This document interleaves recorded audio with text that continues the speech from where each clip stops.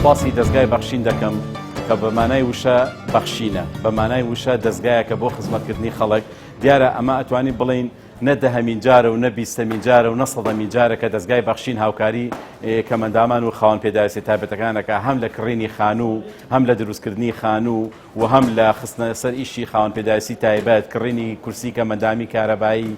یعنی ئیشەکان ئەمەنە زۆرە ناتوانم ئێستا بڵێم دەستگای بەخشین چی کردەوە، بەڵام ئەوەی کە لە ئێستادا زۆر گرنگە ئەمڕۆ وەکو یەکەمین شوێن لە ئەو کەمپینەی کە ڕایانگەیاندە بوو بۆ کۆکردنەوەی خۆراک و هاوکاری بۆ ماڵە هەژارەکان و خاوەن پێداویستی تایبەتەکان و کەمەندامان ئێمەیان بەسەر کردەوە وەکو یەکەمین هەنگاو بۆ 200 خێزان زیاتر بتوان خۆراکی پێویستی ئەم 14 ڕۆژەی کە لە ماڵەوەین پێمان ئەڵێن مەیەنە دەر خۆتان کەرنتینەکەن با تووشی نەخۆشی نەبن. لە ئێستادا نزیکەی 2 مانگە موچەی کەمەندامان نەدراوە، موچەکەمان 100 بۆ 150 هەزارە.